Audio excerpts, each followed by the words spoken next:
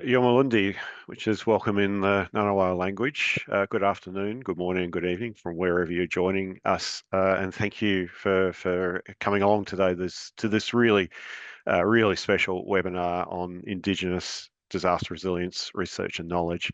My name's John Richardson. I'm the Executive Director of the Australian Institute for Disaster Resilience, and it's an absolute privilege to be introducing you to our amazing co-hosts and guest editors of the Indigenous edition of the Australian Journal of Emergency Management, the first one of its kind.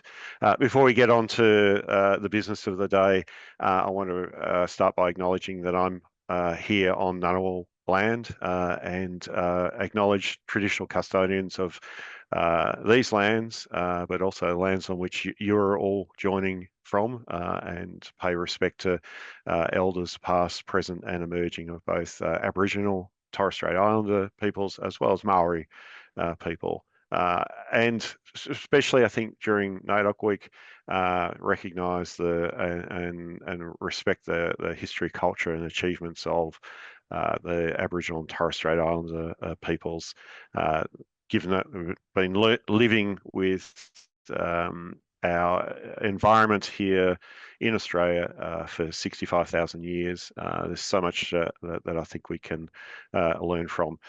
So I also want to pay respect to the iwi Māori as tangata whānau and Treaty of Waitangi partners in Aotearoa, New Zealand, recognising that this is a trans-Tasman collaboration. If you feel like it, please acknowledge where you're from, the lands on which you're on, and also tell us a song from an Indigenous or Maori artist that also resonates with you, given that we're celebrating culture.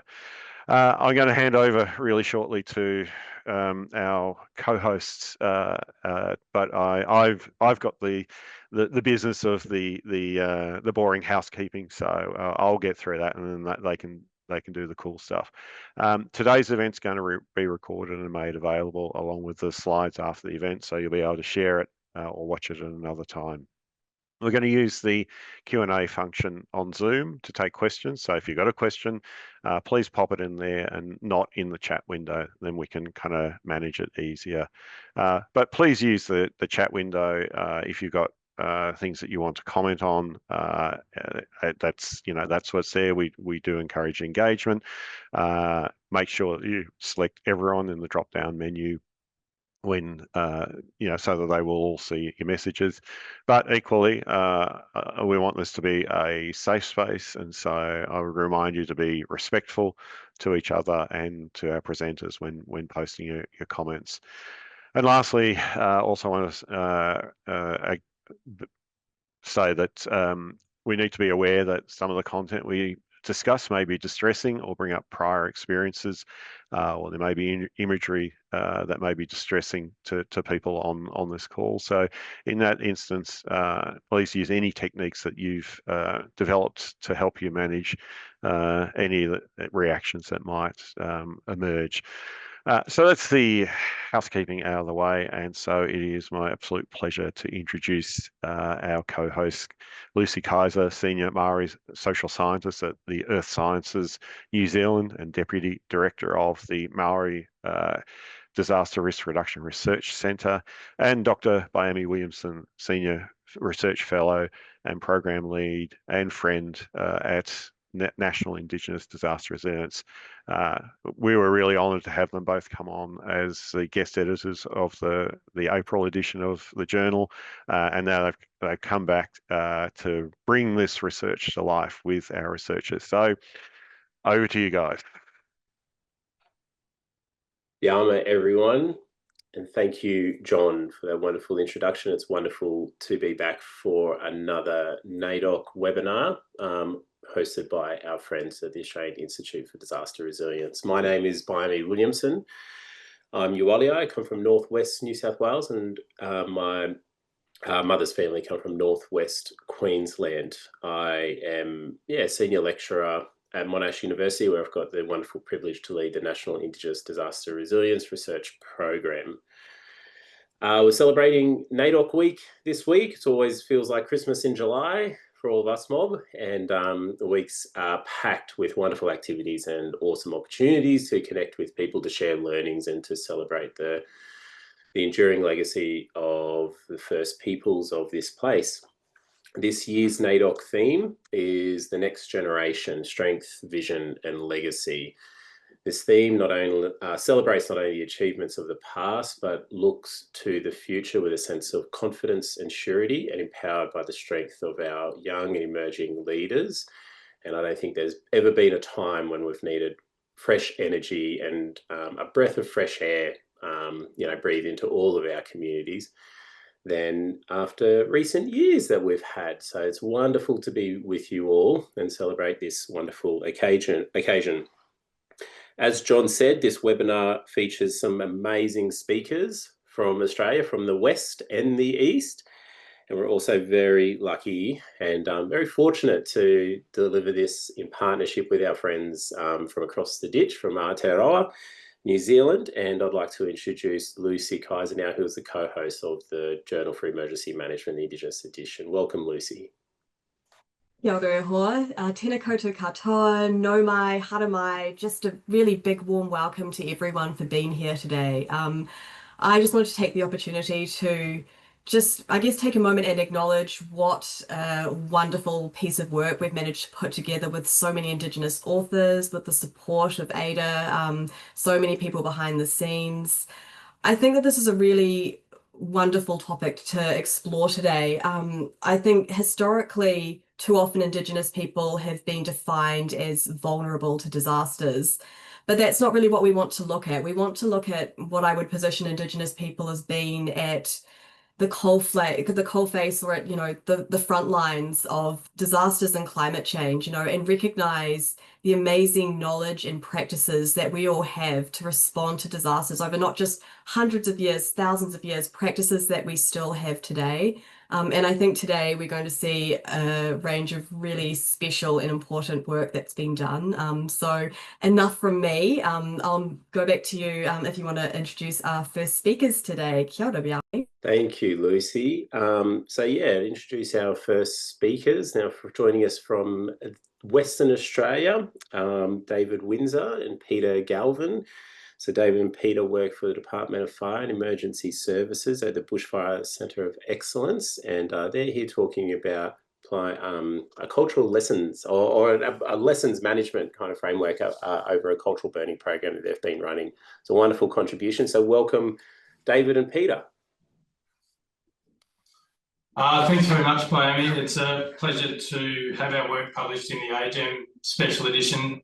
And we really appreciate the opportunity to share that work with you today. So as Bhiamie said, my name is Peter Galvin. I'm the Bushfire Knowledge and Practice Manager at Colonisation, the Bushfire Centre of Excellence with the Department of Fire and Emergency Services in Western Australia. That's quite a mouthful. And I'll hand over to David to introduce himself. Hello everyone, David Windsor, the Cultural Fire and Partnerships Coordinator for the Bushfire Centre of Excellence, here with the Department of Fire and Emergency Services.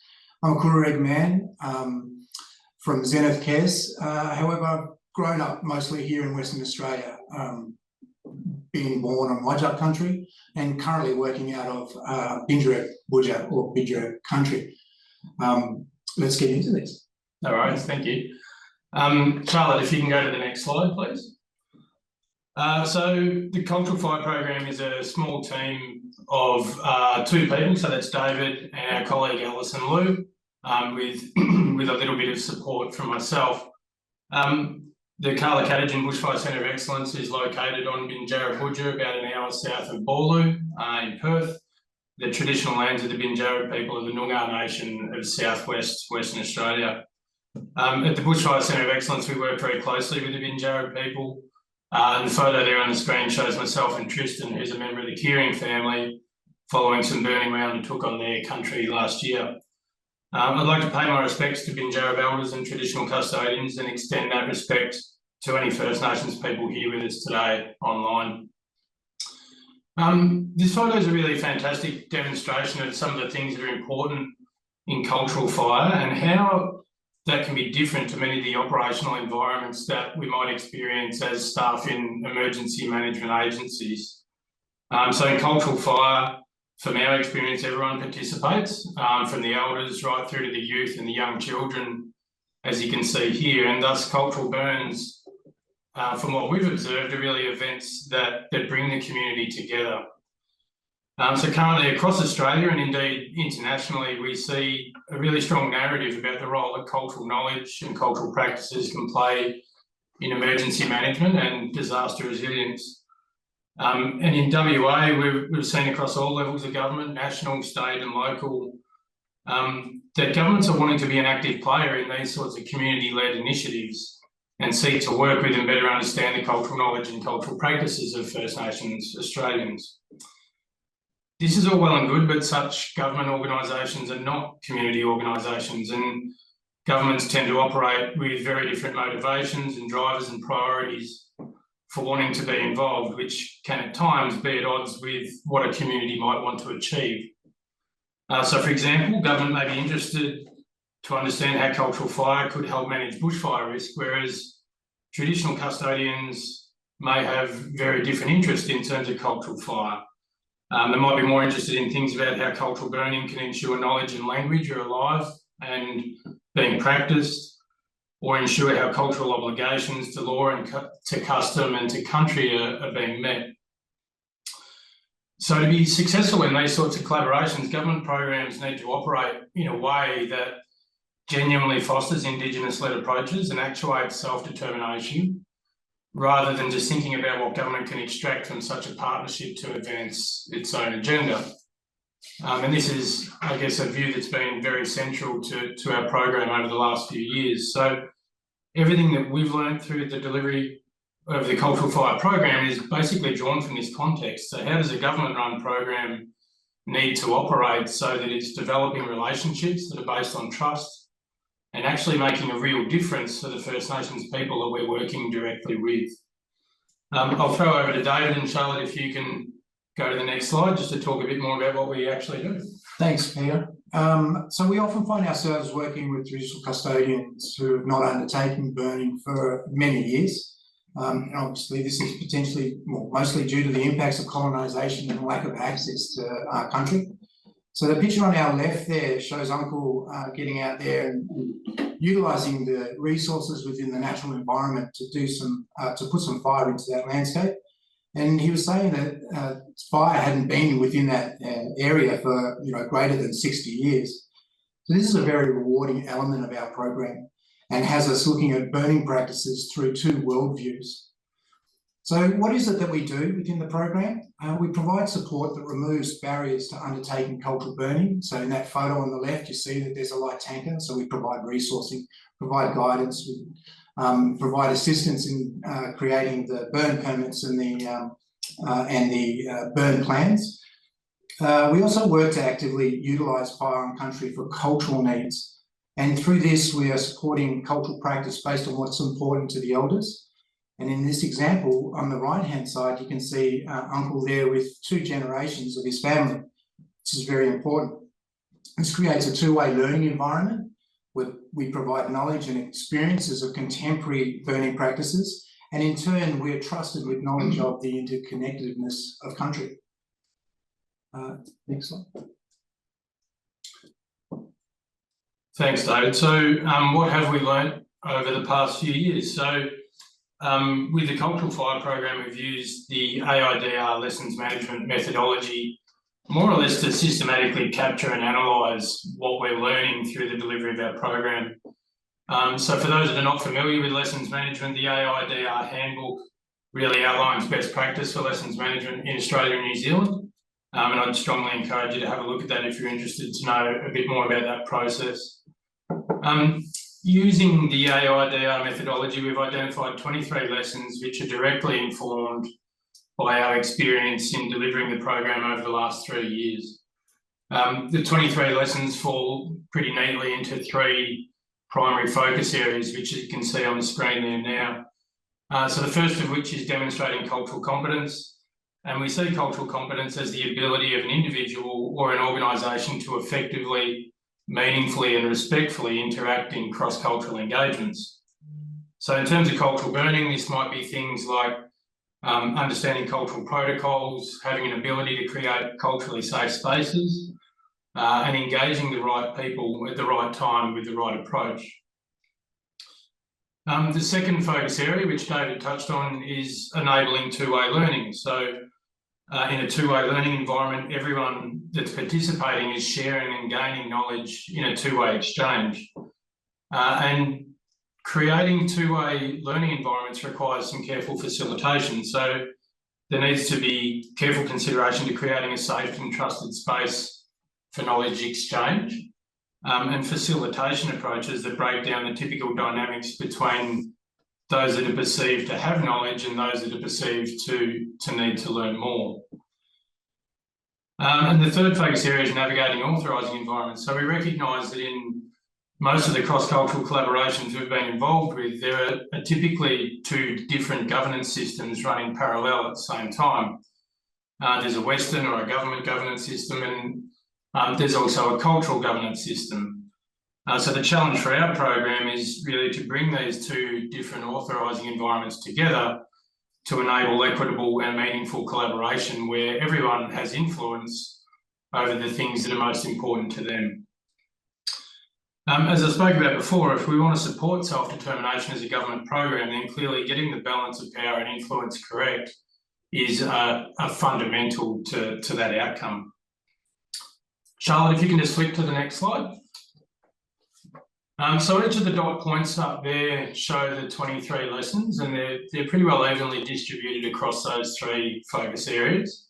I'm not going to go into each one, but in our AJEM project report, it outlines each of those 23 lessons in a little bit more detail and includes a couple of case studies that demonstrate those lessons through some sort of practical application and some of the work that we've done with our project. I'll throw over to David to talk about how we go about sharing these learnings. Thanks, Peter. So the Cultural Fire program is a team of two, and part of what we do is respectfully raise awareness about cultural burning. So what it is, why it's important, what it means from a cultural sense. And so to maximise our reach, we need to share our program learnings with a broader audience, both public and organisational. So we do this by creating products, guidance products that we develop based on the lessons delivering the Cultural Fire program. And what you see on the screen is the Respecting Cultural Protocols in Our Ways of Working product. And it focuses on culturally informed and respectful approaches to developing strong, effective and meaningful cross-cultural collaborations. Next slide, please.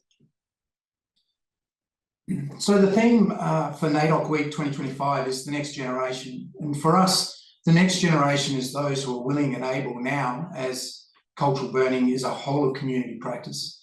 The Cultural Fire program is consistently asked to deliver bushfire training to First Nations organisations and ranger teams who have an interest in getting back on country and reconnecting with cultural burning practices. We do this in a way that we understand to be effective and culturally safe. So we get out of the classroom and we go on country, and we focus on training on practical hands-on delivery where participants can actually experience working with fire rather than learning through slides and theory. And as you see in the photo, this ensures participants can discover the learnings for themselves. These pictures show what this approach looks like. It's very different from that typical classroom setting. And this is one way that the Cultural Fire program is delivering that builds capability of the next generation of First Nations leaders in WA. And it's a good demonstration of what the NAIDOC Week 2025 theme looks like from the perspectives of our program. Next slide, please. We also acknowledge that we're in a very privileged position, and this picture shows the delivery of contemporary burning practices to a ranger group in a way that provides lived experiences. Our delivery style ensures participants build confidence and understanding to work around fire. And while these activities are small in scale, we graduate to larger, more complex burns, which are then planned and conducted by the rangers themselves. We look at the types of the environments that the rangers actually work in, and we do that so that all of these practices are easily adopted to where they're going to be working. Next slide, please. Thanks, Charlotte. That's pretty much everything that we had to cover today. We just wanted to make a few acknowledgements. Firstly, that it's really important that our program acknowledges the elders and traditional custodians who have invited us to work together, and we really respect that such invitations are a culturally significant protocol. Also to AIDR and specifically to Bhiamie for reaching out and inviting us to share our learnings today. It's great to share our work with a broader audience. The QR codes there, the top one just takes you to a website for the Bushfire Centre of Excellence, including some cultural fire program info.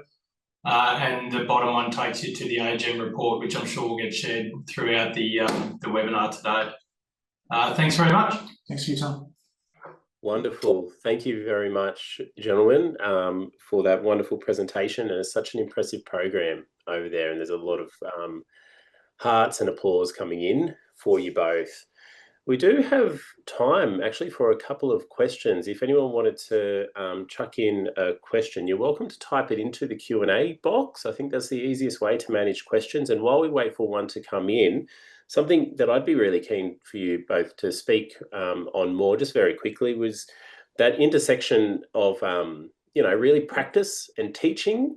And you spoke about, the importance of getting young people out and communities' wants and ambitions to get young people out more. Is that something that you see across the board with the communities that you work with? They're really keen to involve young people and just, thinking about the skills and aptitudes needed to conduct cultural burning and conduct these programs. I mean, is teaching and learning one of them for cultural fire practitioners and emergency managers? I can go first. Thanks, Bhiamie. One thing we try and make really clear to the stakeholders we're working with is we're not going to teach you how to undertake cultural burning. That's a matter for your community, for your elders, for whatever your cultural governance system is, to determine why, where, and how you want to use that practice for the outcomes that are important to your community. But we certainly stand side by side people in making sure that whatever those cultural aspirations are, we can support people to do it in a way that's safe, the way that aligns with, authorising environments, and David talked about burn permits and, providing that support that ensures that people can go about this safely, particularly where cultural burning as a practice may have been absent for some period of time. So we really try and make sure the cultural elements are 100% informed by the community that we're working with. But in terms of teaching and learning, we can share what we know about operational fire and the safe delivery of that. The two-way learning environment for us is where, David talked about us being very privileged. We get to see cultural protocols in action, to see how communities go about their business, to see what works and what doesn't about that interface that they have with the government program. And so that's a learning that comes back our way, which we can then use to inform, well, how can we get better at this with future projects that we're working on? Yeah, thank you. Yeah, just to add, Bhiamie, I guess I'm very fortunate to be in two worlds. So where I'm going with that is that I've grown up in a completely Western world, and it's not until my later years that I've then reconnected to Indigenous ways of doing things. And being in this program really highlights the different strengths within both of those worlds. And to take, for example, what we're doing when we're going out and we're teaching contemporary practices, we understand, or more so I understand, that country is where our classroom is. And we have a graduated learning environment by getting out there and having experiences. And sometimes if we're living out on country, those experiences are very vast and very quick to be able to undertake the learning. But when we're dispossessed or when we're not connected to place, it takes a long time to reconnect. And you need to hold space for that to occur. And I think that's what we're doing within the program, is we're creating a space for that reconnection for those that aren't so connected. Yeah, Thank you, David, and yeah, thank you both for your presentation. We've got a few questions coming in, but we'll have to park them because we are keen to move on to our next speakers. But please, yeah, thank you both, Peter and David, for that wonderful presentation, and hopefully we've got some time for some more yarns later. Now it's my wonderful pleasure to introduce our next speakers.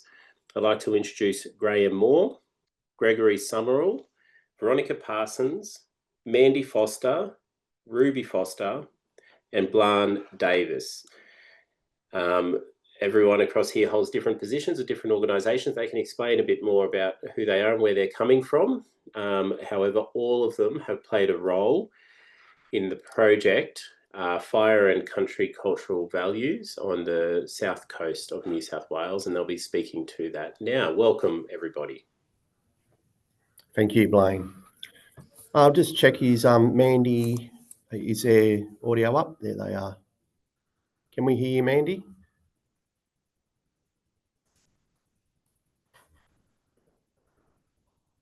We're just having issues with audio down there. Okay, we might make a start. Over to you, Graham. Yeah, my name's Graham Moore. I'm a Idjuwan Mujindal, everybody. I'm a Garangati Manjayuan man, and like the last big brother, I'd just commend that's good stuff that you guys are doing over there. And it's important that you reconnect and reawaken our young fellas, which some of we'll talk about as we move along. But I'm living on Jurunganj country on the far south coast, New South Wales. And likewise, I'm pleasure to be also on Jurunganj country, New South Wales. Non-Aboriginal person, I work for New South Wales Environmental Agency in state government in fire and culture science or research in general. Thank you. Next slide, please. Now, Mandy, can you speak, please? Okay, we seem to have lost Mandy's mic there. Graham, we'll start this slide and hopefully Mandy and the crew can come in. I hope so. Come on, Mandy. Part of this, as I said, I don't really want to speak about it because it is Mandy's journey and our Rangers' journey.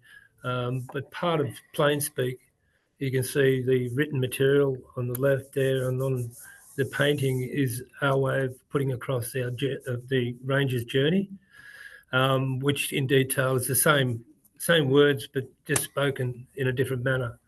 And I know Mandy's has got a lot more to speak on this. As I said, I'd prefer if Mandy spoke on it, but until we can get that audio fixed, I think we may have to revisit.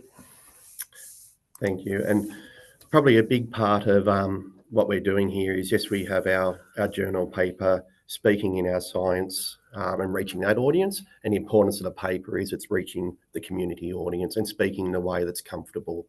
And the same messages are in the two forms of communication there. And that's a theme we'll use throughout this presentation. Next slide, please. So within the paper, our authorising environment was after in Australia, particularly in New South Wales, the 2019-2020 bushfires. And there was an inquiry looking at recommendations for improvement. In particular, two recommendations we work to, one is around risk planning, so moving to risk planning around bushfire management. So in that, understanding what are the cultural values and how do we risk mitigate impacts of fire on those and better plan for it. And the other one was including Aboriginal people, knowledge, process, engagement in planning, operations, and just really empowering that part. And they're the sub-questions you'll see within the paper. Next slide, please. So when we came to the Merriman's Ranger community and we started talking about this project, the bubbles around the circle of our project, the Fire and Country Cultural Values Project, there in the red, that highlights the government planning processes around bushfire management. And there's multiple plans, there's land council planning, there's bushfire planning, ultimately major bushfire management committees.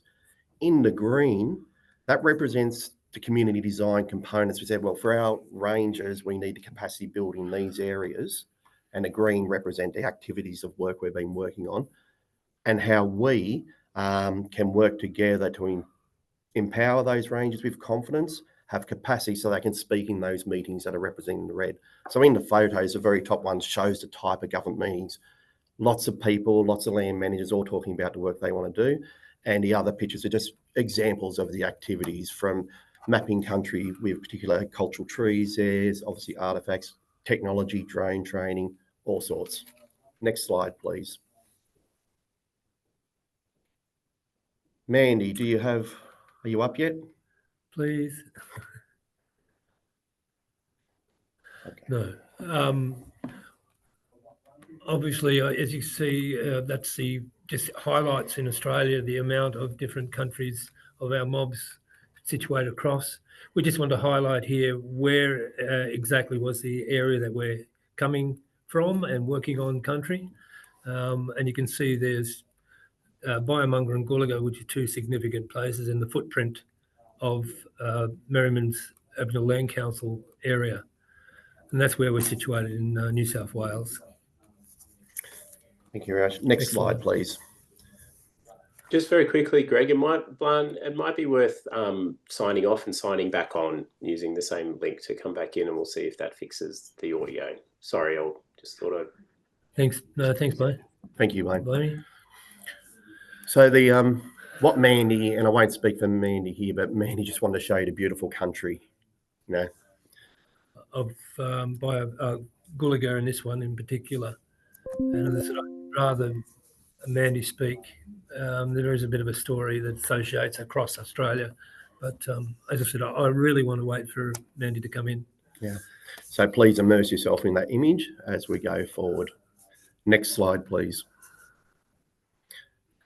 Okay, so two ways of looking, two-eyed seeing is the way I like to put it. On the right-hand side is the science, the Western science sides of looking at country, of the different soils and geology, and in particular with what we're doing with some of the areas there, and we can see the vegetation types associated with those colours, and we can see then put cultural burning mechanisms that can be utilised across in different times and seasonal patterns that match up with the veg types and indicators across. On the left, you can see it's the same map, but from a cultural perspective. I just mentioned Bhiamie and Gulaga, that's those two prominent circles you see. There's specific sites, movement between the sites, the different vegetation associated to those two variant mountain areas, and the landscape within. You may see the red around the top of the yellow there. That represents the fire that has taken place, that needs to take place to breathe for country. And again, just reflecting, like at the start, speaking two ways, you know, and the idea of the Western map is so our rangers can attend those government meetings and say, this is the area we're talking about. But the teachings come from the many layers of story within the kangaroo skin. Next slide, please. It's also important, as I say, we reconnect. We're starting to, I wanted to utilise our kinship system. So this represents three different community groups that have come together on country to walk country and participate in country. And like brothers, as I said at the last meeting, reconnect and reawakening. It's about our kinship, reawakening our kinship systems, our knowledge bearing. And that also points out on those two lower captures there is that one, we're still doing traditional ways of beginning the ceremony. It still takes place on country, but also on the right, we're still using and mechanising the technology, the fire truck in particular, we're utilising and using. So bottom line is it's passing on and reinvigorating those young fellas. The other side is the kinship system extends across to our co-workers within the government agencies. It's also important to bring them on this walk, on this footprint. Next slide, please.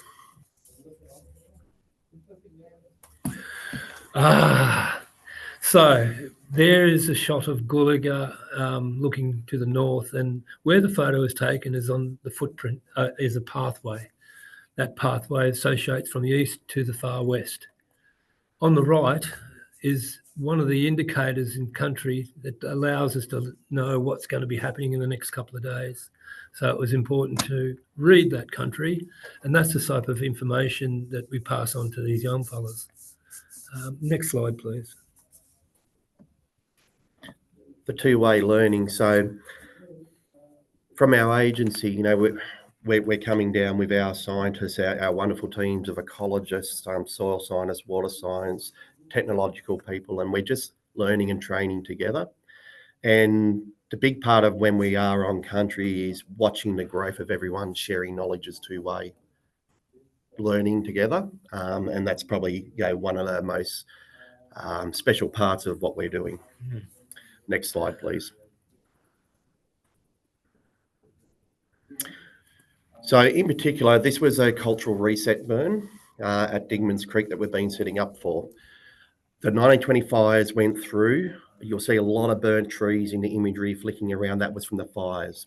A cultural reset was done by the ranger crew. What the elders and community are hoping to do is that mid-story you can see are thin saplings. They shouldn't be there because the fire came through so hot. They've come through thickly. There's no grasses underneath. But this fire took place in a period in New South Wales when we needed fire permits, so there's risk of fire escaping. The point we want you to see in this and how well it was planned from cultural perspective is that the cultural fire went underneath those saplings. It didn't get into their leaves, because if it did, that would have started a lateral fire. That would climb up and potentially get into the canopy. Then we could have had an escape fire and bigger risk. So high fuel loads, but that fire crept underneath. We didn't get into the mid-story. 2 or 3 weeks later, those trees had enough heat on those saplings that they browned off, died, and we're starting to open up that country. So the skill of burning in that really high fuel load, high risk, and achieving such a result, they're the things we're practicing and learning. Next slide, please. Straight after the day of the fire, the very next day, you can see that there was a nice rain that came through. And what I'd want to point out is that the smell, it brought back the smell. And it was amazing to be there on country with this indicator of the reawakening of country. And not only the reawakening of country, but the reawakening of our young fellas and our people on country. It was the amazing feeling that goes with being able to participate and practice and walk within that landscape was just amazing. Just on the right hand side, you may see that red dot. With that very same night of the fires was an earthquake that took place. So it's the old people telling us that we appreciate you being there. We know that you're allowing this to take forward again. Next slide, please.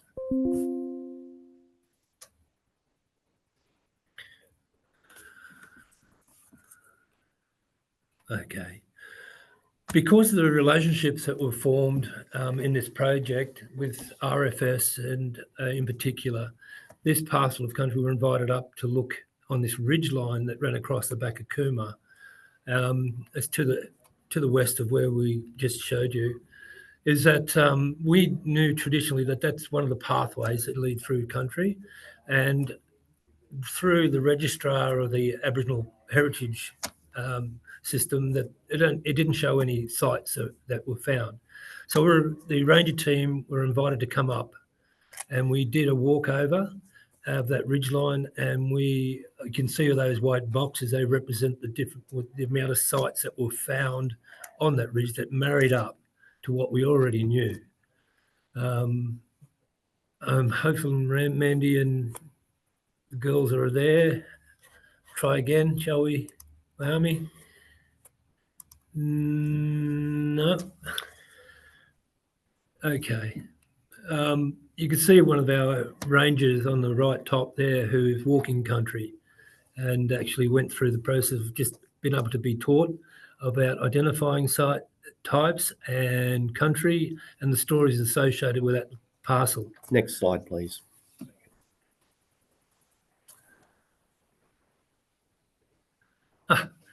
And as you can see, a simple system, because the amount of use from fire, RFS and other Crown lands and general public. When the destruction of those sites is a large mechanism. So on the right with the red, it just indicates that you're approaching the site. At 10 to 20 metres, the site could be between any of those. And the yellow is when you're leaving the site. So a simple, plain mechanism. The sites, you can see the stones that you see over the right-hand side. That tells us that the indication that those were monuported across and don't come from that particular parcel of country that was used as a transport corridor and trade took place. So it tells a big picture. Next slide, please.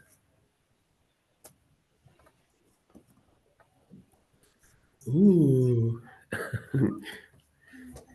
Once again, Mandy, we're hoping to bring us. So what we observe, everything you've seen up to now is planning and working around mitigation. But we identified, especially with the agencies we were working with, that major challenge comes during emergencies, especially bushfire. And during bushfires, major damage can happen to cultural sites, whether that's bulldozers going through them, the clear lines, helicopters, and other areas. So where we landed was actually working with the bushfire management committees to do an Australian first, where we actually brought, and here there's 7 different ranger teams across southeast New South Wales, into the control room to rehearse and practice with authorities. How do we protect cultural values together with the authorities? Mandy, you're here. Oh, hello. Yeah, continue on. Yes. Sorry. So within this training, there was a big eye-opening with this training for us as Aboriginal community, because we've never had the experience in emergency situation, and with all the different roles that we did on the day was and talking to different people within different vests that they wear, and for women and stuff, it was like we thought it was like a men's place kind of thing, but it's not a men's place where women can be there as well. And that was a big bonus for us as women, as well as the men to be there and the younger generation of rangers to be in there as well. And because they are our leaders and they will come up and hopefully do all this work, and we'll have the partnership with the fire brigades and national parks and all them service providers that's in them emergency services on them disastrous days. Mandy, mate, want to just quickly talk about that, the Gulaga? The very first. Gulaga Mountain, she's our mother mountain. She's Minga. She's the oldest 7 sisters of within Australia, and all other with them 7 with the 7 sisters around somewhere in Australia, and we have story connections, and that's our connections to different parts countries in Australia. And that's why she's so special to us, because she gives us guidance. We listen to her. It tells us when we can do work on the land, and the land, we don't own the land belongs to us. We are caretakers of the land, and the land tells us, and it gives us food, it gives us water, it can tells us when we do fire burns, and so we listen to Mother first and do all that. Next slide, please. Next slide, please. It's the last slide. I just wanted to make sure that we understood that our kinship interaction, we took some young fellas that went to the west for the first time and interacted with the rangers over to the far western sides of New South Wales. But it's about truth-telling. We come together, we laugh a lot on country, we learn from country, we learn from one another. And the last thing I'd say is that kangara binnan, meaning we listen with our ears, not with our mouths open. And just wanted to leave you with that, but Mandy, did you want to just take it from there, Bob? Finish off?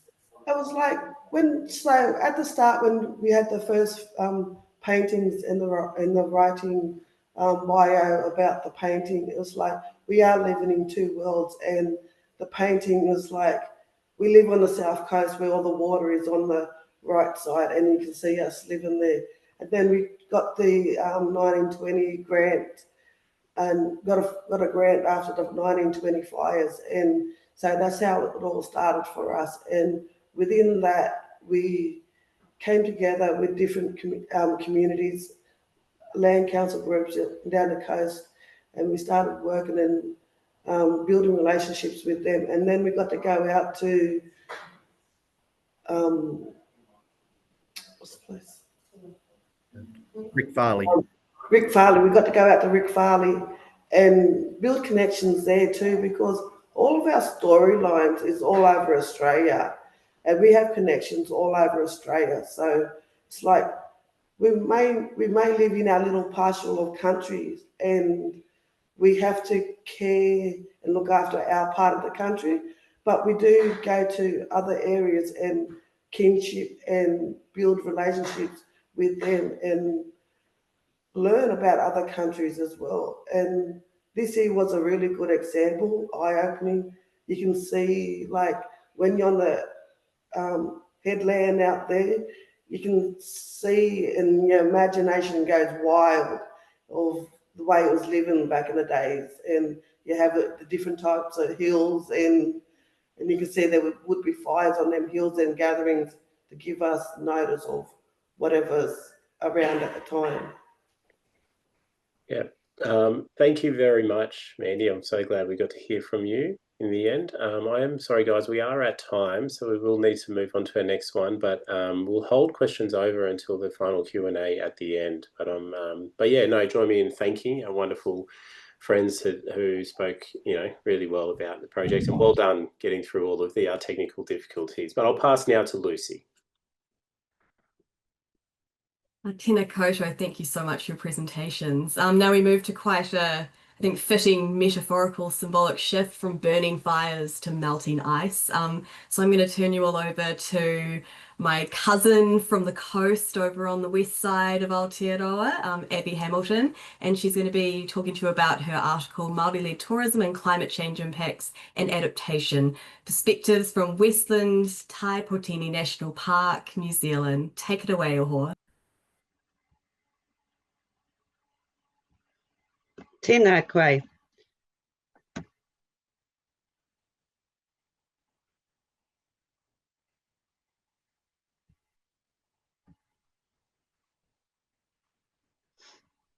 Tēnā koe. My video I don't think is working.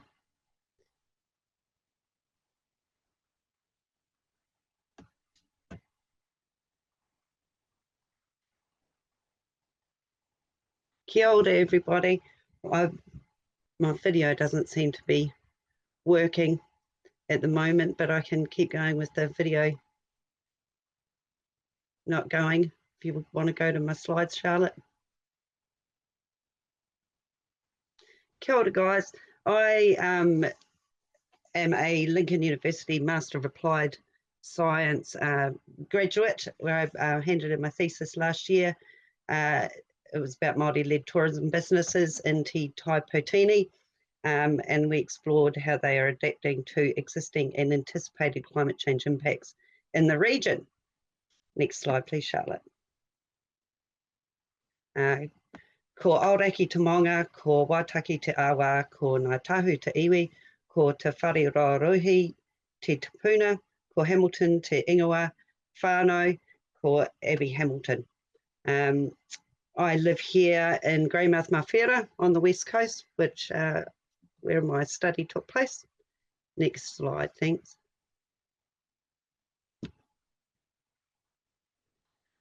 This research explored the experiences of Māori-led tourism businesses in Westland Taipotini National Park and nearby towns. I focused on how they are adapting to the impacts of climate change. In this region, we are highly sensitive to climate-induced changes, and Māori-led tourism businesses are deeply rooted in Māori cultural, social, and environmental values, and they're at the front line of these challenges. Central to the Māori worldview is whakapapa, the genealogical connection between people and the environment, te taio. This connection underpins the role of kaitiakitanga, which is guardianship of the land and its resources, not just for today, but for future generations. Māori-led tourism businesses embody this role, integrating tikanga Māori into daily operations and promoting environmental stewardship, kaitiangiship, through tourism. However, climate change poses significant risks to these businesses and their communities. Rising temperatures, changing weather patterns, and environmental degradation threaten both livelihoods and cultural heritage. Despite the recognition of Māori knowledge in climate discourse, engagement remains limited and technical language often creates barriers to community involvement. The Intergovernmental Panel on Climate Change highlights that the importance of iwi-led responses and warns of potential breaches of Te Tiriti o Waitangi, which is the Treaty of Waitangi, if Māori values are not upheld in climate policy. Therefore, more inclusive and integrated research is needed to ensure Māori perspectives shape adaptation strategies. This research amplifies Indigenous voices, celebrates cultural resilience, and advocates for climate action rooted in ancestral wisdom. It calls for empowering Māori communities to lead sustainable tourism and climate adaptation, ensuring their stories, values, and guardianship continue to thrive. It's about honouring Indigenous wisdom, supporting cultural resilience, and making sure Māori communities can keep thriving now and into the future. Next slide, thanks. This research used a qualitative approach. I conducted 13 semi-structured interviews with tourism experts and Māori-led tourism business representatives here on the West Coast to Taipatini, here in Aotearoa, New Zealand. The study area spans from Haast down to here to Greymouth Mawhera, here in the South Island to Waipanamu. It included Westland Taipatini National Park, which is home to major tourist attractions, Fox Glacier Te Mauka o Te and Franz Joseph Glacier ka Roimata o Hini Hokatiri. These glaciers are vital to the region's economy, drawing over 1 million visitors annually. Participants included local government, tourism organisations and iwi representatives from Ngāi Tahu, specifically Te Runanga o Makawhio and Te Runanga o Katiwawa, whose communities and businesses are directly impacted by climate change. The findings aim to inform climate adaptation strategies and sustainable tourism planning to support long-term regional prosperity. Next slide, thanks. Tourism operators on the West Coast are increasingly aware of the impacts of climate change on both their businesses and the visitor experience. The most significant risks identified include infrastructure disruptions and the retreat of iconic glaciers. Informants emphasise that the natural landscape, wild, rugged and seemingly untouched, is central to why visitors come to this region. However, there's growing concern that climate change may diminish this appeal, especially as access to key sites like Fox Glacier has been indefinitely closed due to repeated storm damage. With climate events becoming more frequent and severe, the cost of infrastructure repair is expected to rise. Overall, the findings highlight a strong awareness among local stakeholders of both current and future climate-related challenges, underscoring the urgent need for adaptive strategies in tourism planning. Next slide, please. One of the key findings is that glacier retreat is significantly affecting tourism access in the West Coast. Walking access to Fox and Franz Joseph Glaciers is no longer possible. And while helicopter tours offer an alternative, they are costly, weather dependent, and raise environmental concerns. Many stakeholders view this as an unsustainable long-term solution. Research shows that nearly half of past visitors wouldn't have come if the glaciers weren't visible, highlighting the potential impact of regional tourism. Some tourism operators, particularly those affiliated with Ngāi Tahu, are adapting by reducing helicopter landings and aligning their business practices with iwi-led climate strategies. There's also a growing emphasis on using this environmental change as an opportunity to educate visitors about climate change and the cultural significance of the glaciers. Overall, the findings point to a need for innovative, sustainable approaches to glacier tourism in the face of ongoing retreat. Next one. Thanks. This research offers valuable insights into climate change adaptation through a Ngāi Tahu cultural lens and the perspective of Māori-led tourism businesses. Adaptation strategies grounded in key Māori values such as kaitiakitanga, which is stewardship and guardianship of the environment, manaakitanga, which is hospitality and care for others, whanaungatanga, which is nurturing relationships and community ties. Ngāi Tahu's climate change strategy, released in 2018, guides how Ngāi Tahu entities, including Ngāi Tahu tourism, must operate. The strategy is built on foundational tribal values: whanaungatanga, fostering strong relationships within the iwi and wider community; manaakitanga, showing respect and care in line with Māori customs; tohangatanga, pursuing knowledge and expertise to strengthen the iwi; kaitiakitanga, which is actively protecting people, culture and the environment for future generations; and tikanga, ensuring actions align with Ngāi Tahu customs; and rangatiratanga, upholding leadership with integrity and ethical decision making. Together, these principles shape a culturally grounded approach to climate resilience, ensuring that adaptation efforts honour Māori identity, values and long-term well-being. Hauora. Next one, thanks. Connection to the land, or whenua, is deeply rooted in Māori values and doesn't stand alone. It's closely tied to kaitiakitanga, the principle of guardianship, and manaakitanga, which is about hospitality and care. These values are naturally embedded in Māori-led businesses, creating pride in the environment and encouraging its protection. A key part of this connection is whanaungatanga, or relationship building. This value guides Ngāi Tahu's climate change strategy and is seen as essential in both local and international partnerships. Maintaining strong relationships helps monitor global climate trends and supports adaptation efforts. In short, Māori values, kaitiakitanga, manaakitanga and whanaungatanga are interwoven and central to both environmental care and climate change action. Next slide, thanks. Māori have built resilience over generations, drawing on a long history of adapting to environmental change. This deep-rooted knowledge helps guide their responses to climate challenges today. One powerful tool is cultural storytelling, which connects people to the land through ancestral ties. These stories don't just preserve history, they also help reduce fear around environmental changes by framing them with a familiar cultural context. Māori-led tourism businesses are also exploring greener tourism experiences that focus on conservation and care of the environment. Cultural storytelling adds depth and meaning to these offerings, linking the past, present and future. Through values like kaitiakitanga, guardianship, whanaungatanga, relationships and manaakitanga, hospitality, Māori-led tourism businesses continue to operate sustainably. These values also shape regenerative tourism planning, ensuring that Māori cultural knowledge guides how destinations are seen and experienced. Next slide, thanks. There exists the need for local industry-specific solutions to climate adaptation.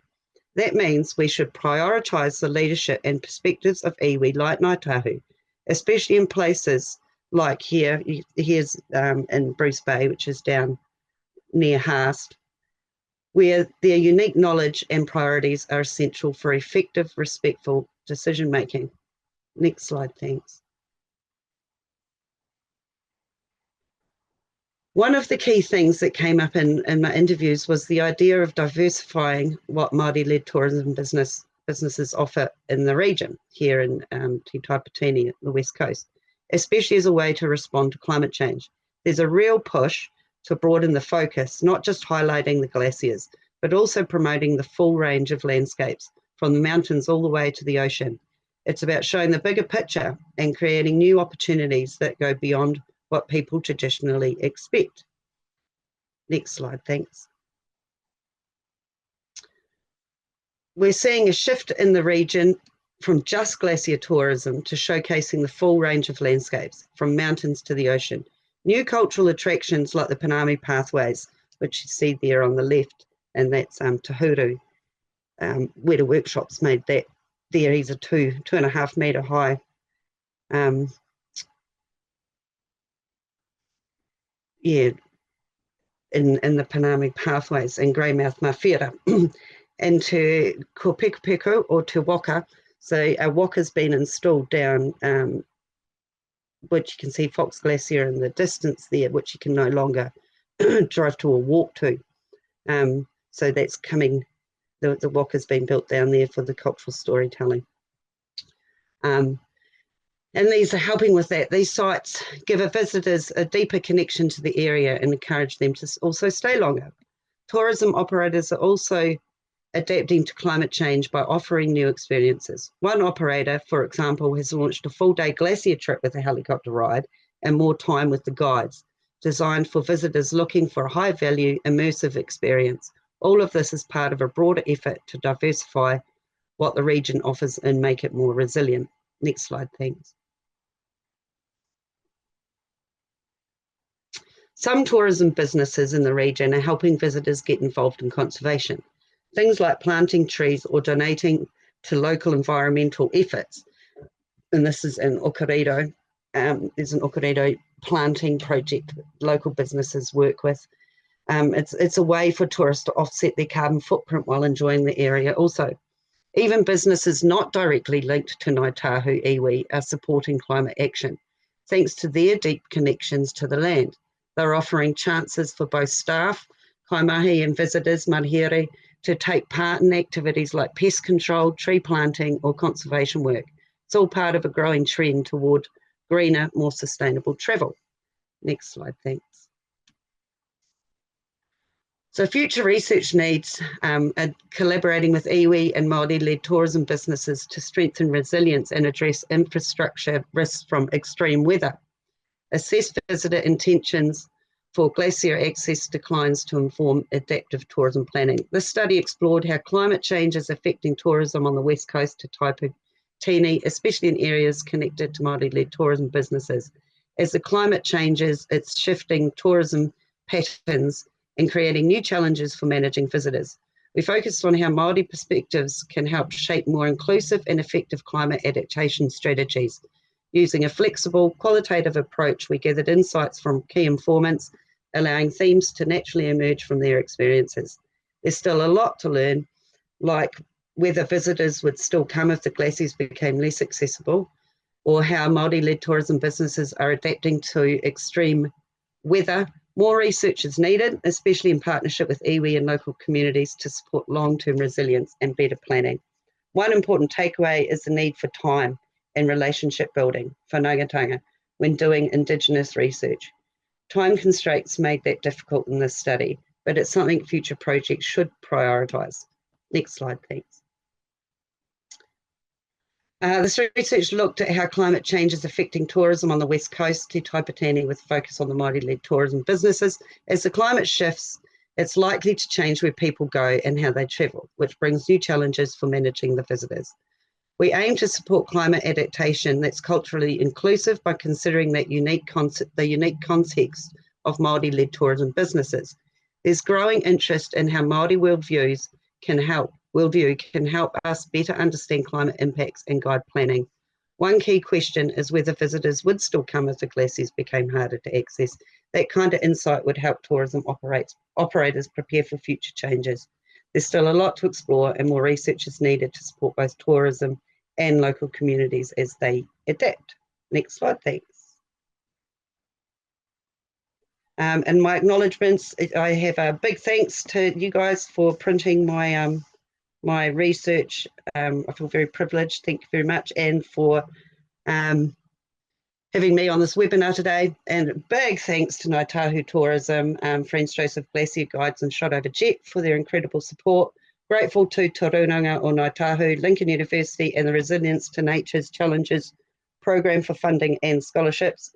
And I've got special thanks to my supervisors, Emma Stewart, Stephen Epspiner and Joanna Fountain, and to the amazing team at Te Toi Whakaruruhau o Aotearoa and EQC for backing emerging Māori researchers. And definitely a heartfelt mihi to Dr. Christine Kearney, Dr. Jonathan Proctor and Dr. Suzanne Phibbs, and my fellow Māori researchers for creating a space of support and whanaungatanga, which definitely thank you to Lucy Kaiser as well. Thank you so much, Ahoa, for inviting me here today. And that's me done. Ngā mihi nui. Sorry you couldn't see my lovely face. Oh, kia ora, Abby. Thank you so much for your presentation. We're running a little bit short on time, so we might hold off questions if we've got time just at the end of the presentation. So This brings me to our final presentation of the day. I'm very excited to present Robbie Richardson as she talks about her wonderful article, Whawhia Te Kete Mataranga, Papakainga as a Hapu Resilience Framework. Kia ora, Robbie. Oh, kia ora tātou e te whānau. Apologies for my voice, I'm just got the flu at the moment. But first of all, I just wanted to do the acknowledgement to country of our whānau over in First Nations Australia and also here in Aotearoa. Big mihi also to our organisers and my fellow presenters who have gone before us.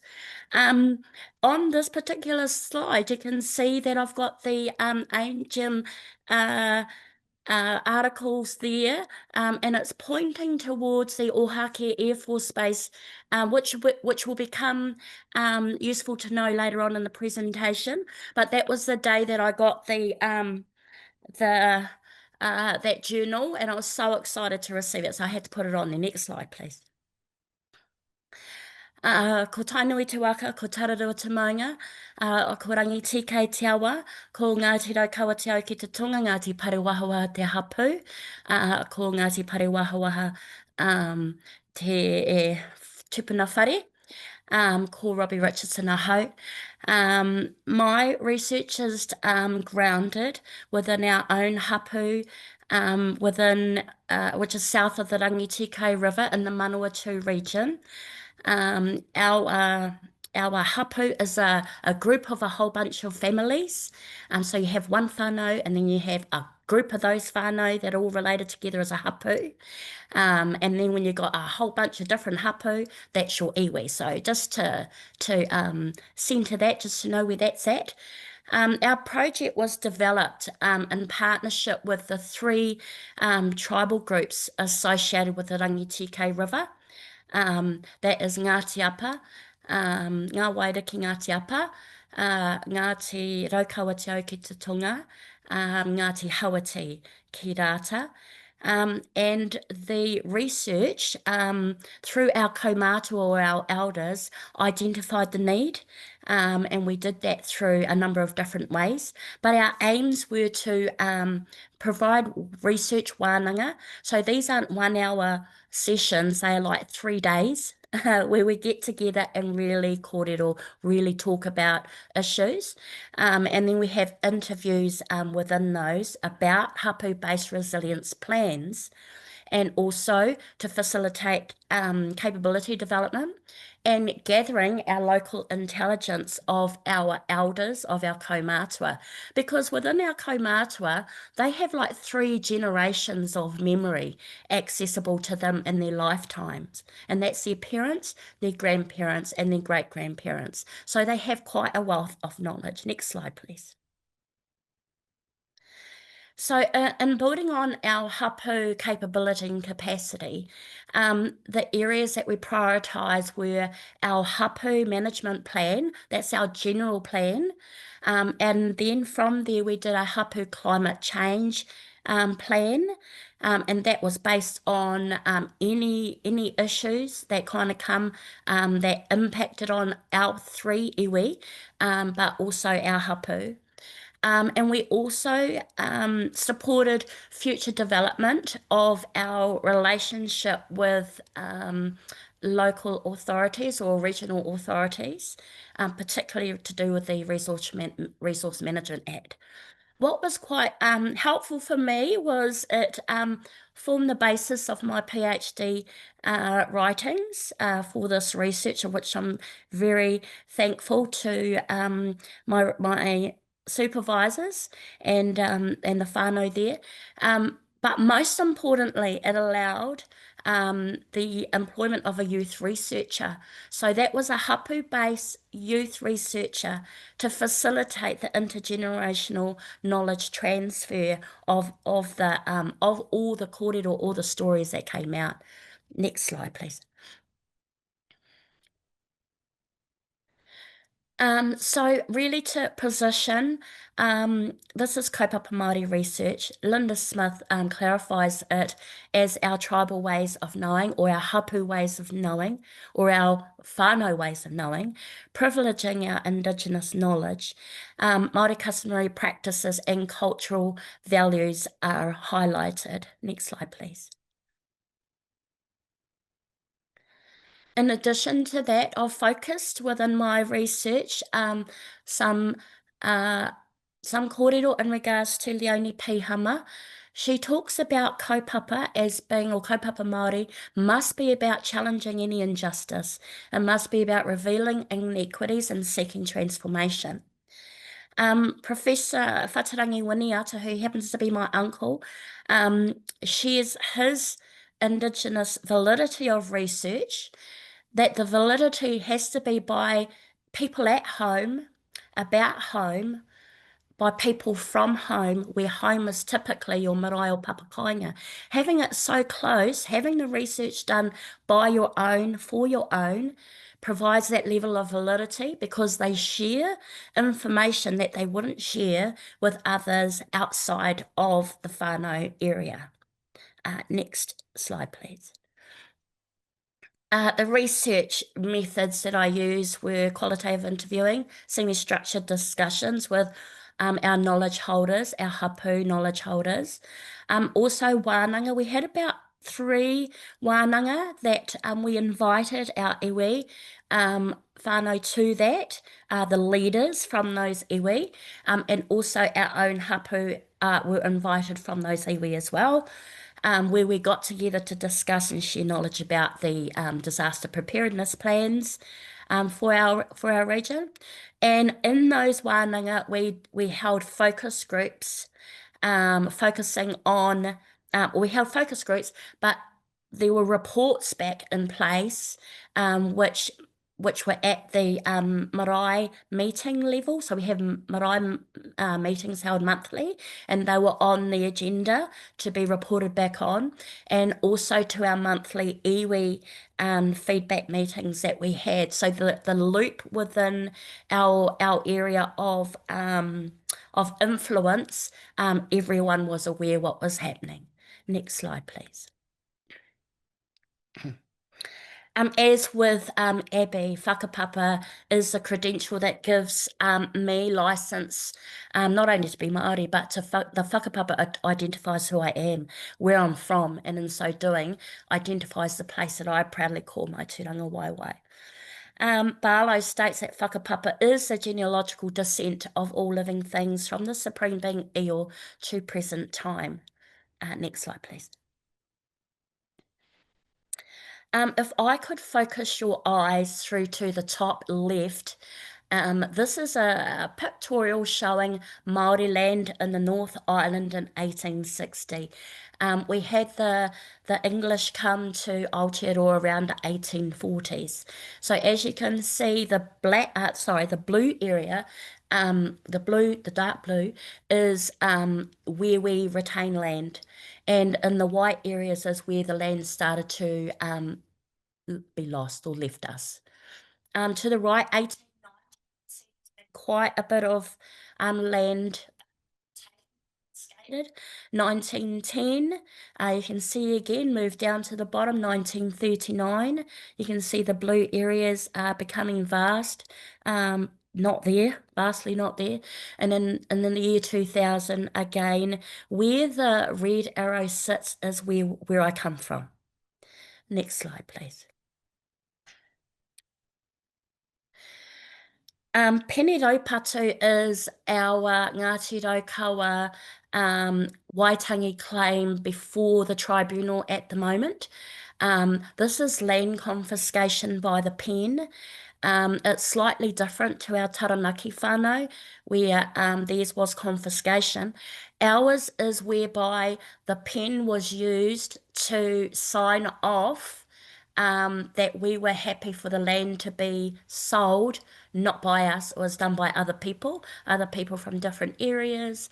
Our rangatira, his signature was forged because we are what you call non-sellers. So we're naughty people for not wanting to sell.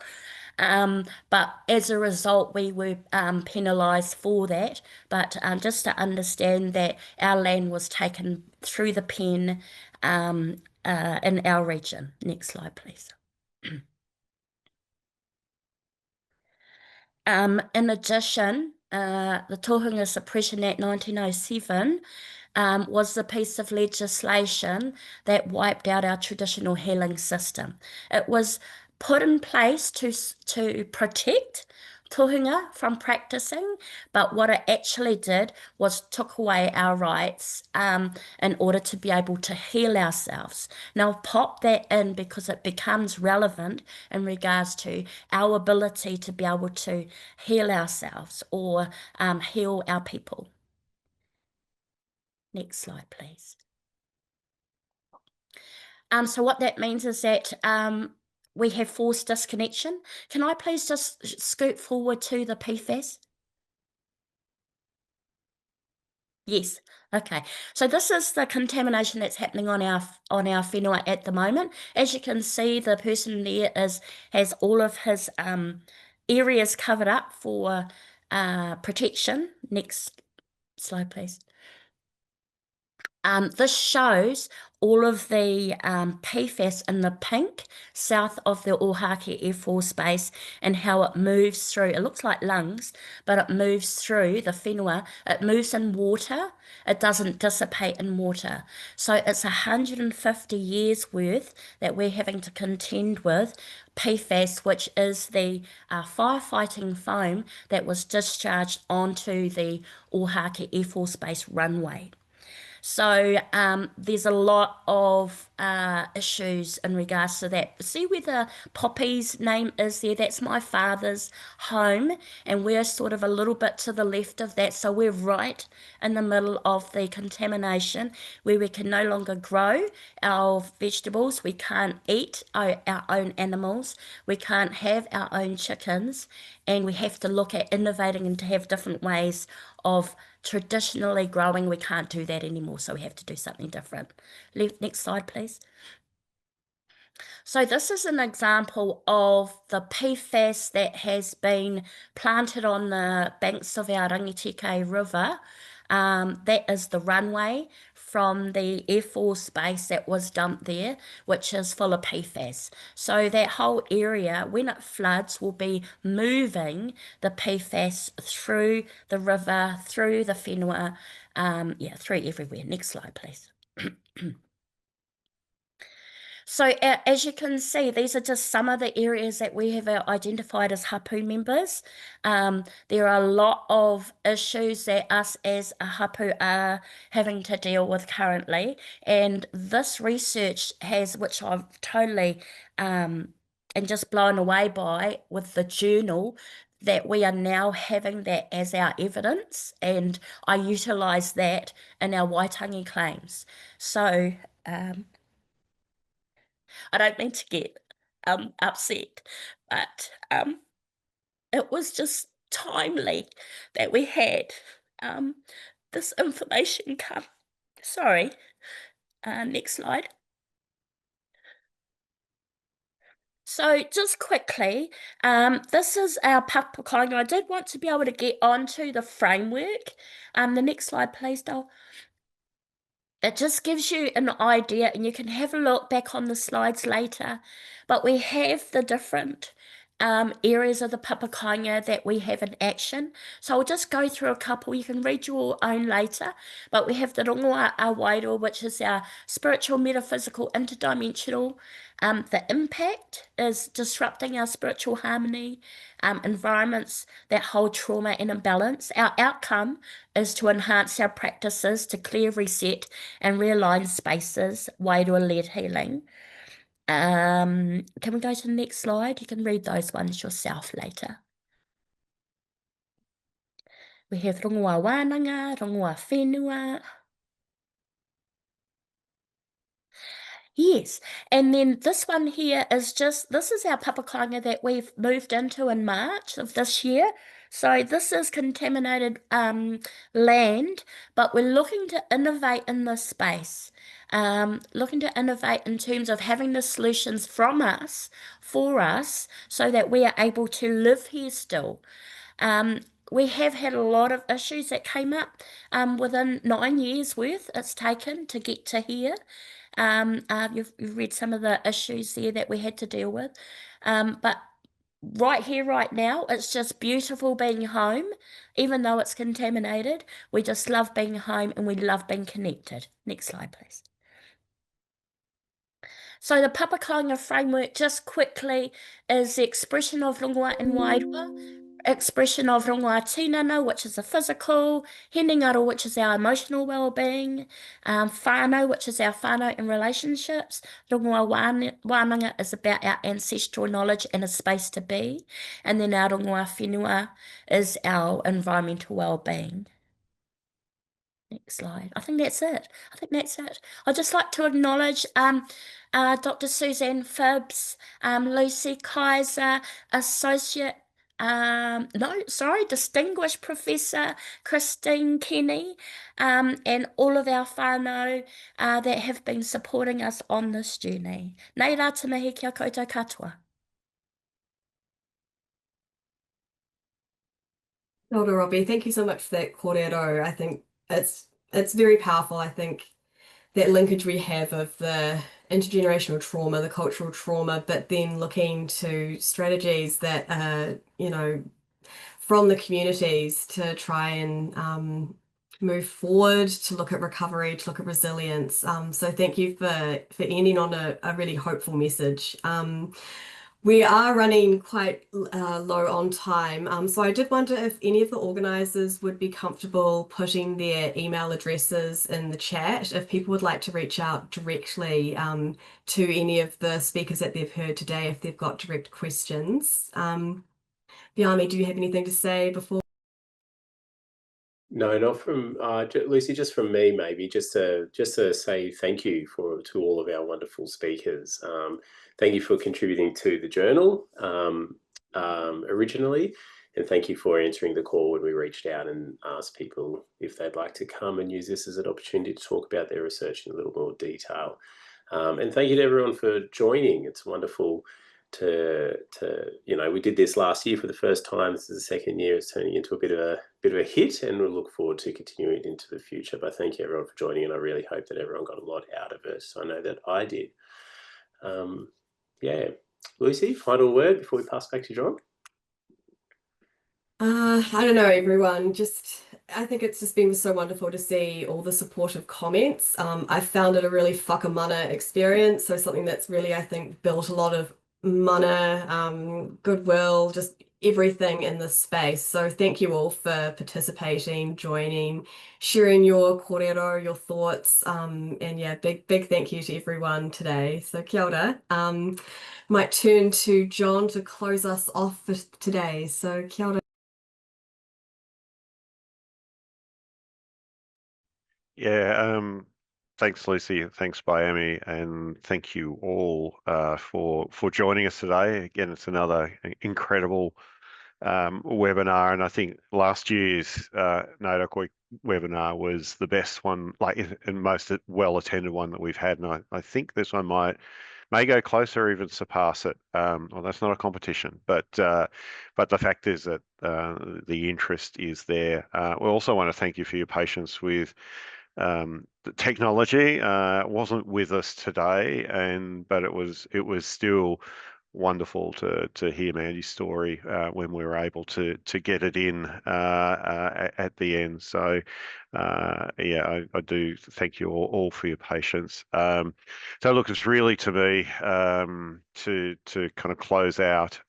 This is an extraordinary piece of work that's been done, and just hearing the kind of knowledge that has always been there. And I think this is the thing that we white fellas or pahea are really sort of kind of going, oh wow, as if it's we're suddenly discovering it, but yet the knowledge has been there. And I think it's, as Peter said in one of the answers to the questions, let's look at flipping the dialogue, I think. So it is really humbling to sort of be kind of in the presence of such extraordinary, deep time knowledge generated. So so thank you to all of the researchers who have given their time up to kind of write for the journal.